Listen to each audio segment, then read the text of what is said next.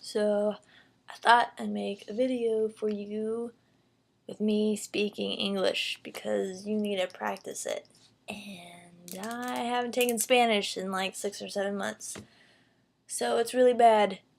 And I am not going to speak Spanish because I would sound like a weirdo doing it. Anyways, I thought, we're always told that you learn a language best when you listen to someone actually natively speaking it. So let's see if that's right. So I'm just going to start talking, and I'm going to talk normally like I talked to Melissa, my roommate. And it may be fast to you, but it ain't fast to me. But that way you'll get some practice. And I think at one point you said something along the lines of objects are tough on you in English. I'm guessing like vocab that's what you meant, so I'm just gonna talk about random things like this is a pencil. Un lápiz. I will put some Spanish that I know in here, but not any grammar, because I totally forgot all that conjugating and subjunctive and stuff, because it doesn't stay in my brain very well. No, it doesn't. Okay.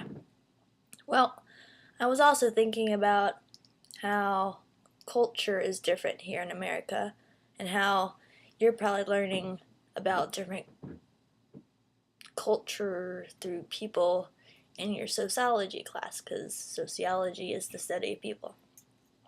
And like when you study things probably in Mexico, you're studying them like Mexico people. But well, for example, like when I took cultural geography, we studied about people in America and how different they were from different people in America versus you probably learning different groups of people in Mexico. So I thought I'd go ahead and just talk about what I know about people here in America. For example, I'm going to draw you a picture. La la la la la. Oh. Okay. Probably can't see that. I am going to get a marker and make thicker lines. Thicker as in wider lines. Thin, thick. Yes. I'm just going to use a black here. It'll probably look bolder. So bolder is another word for fat or thick. Deep, dark. And that, for you, is a really bad map of the United States. Look how goofy Florida looks. Florida is a state. Okay. So here's Florida. Here is Maine, the state of Maine. La Estado de Maine. And then I guess it's El Estado de Texas, like right here. And so Mexico would be like down here somewhere. Anyways, so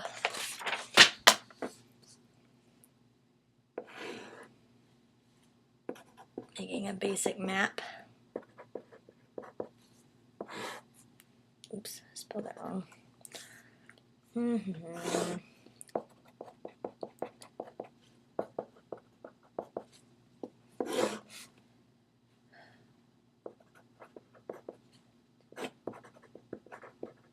Okay, so something I studied in my cultural geography class. Geography is the study of maps, right? And how like someone like me from the south, like the southern states of the east coast of the United States, sees how we group the states up differently from someone who lives in like the western part of the country. So um, I live like right here, and so I see how the country, this is kind of how I view the country. Someone who lives here is going to see it differently than I do. So I just grouped it up to how I kind of normally see it, which is the South, the North, the West and Midwest, kind of bunch them up together, and then the West Coast.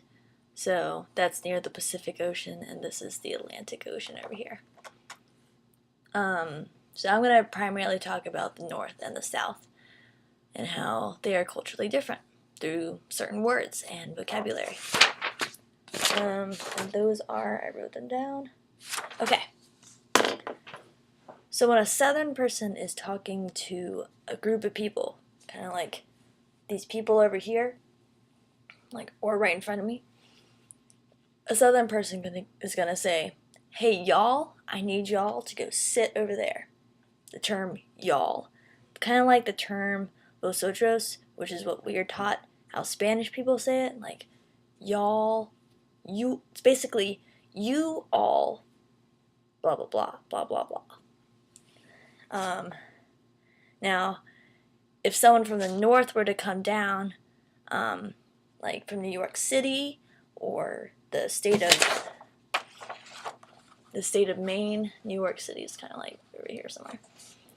They say, "Yous guys," basically, you guys, but they say it in their northern accents, and they say "yous guys." So, if someone from the North comes down here and they say "yous guys," we kind of look at them funny, like, "Oh, you're obviously northern." And then if we were to go up there and say "y'all," they would say, "Wow, y'all are obviously southern." Something else I was thinking about was soda. I say soda. A lot of people call this pop. So, and some people joint the words. They say soda pop. Some people just call it Coke, even when it's not a Coke. Like, this is obviously Dr. Pepper, but they're like, it's a Coke.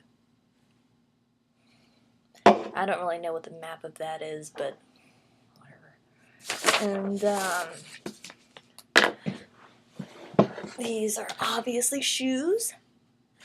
Like for these kind of shoes, I've grown up calling them tennis shoes,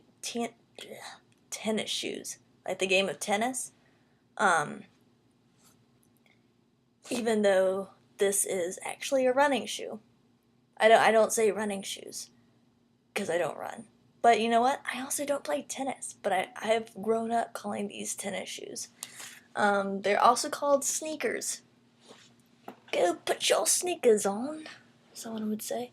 Not like that, because that was kind of a British accent. We're not British. Well, that's kind of like cultural differences here in America. That's kind of all I have on that.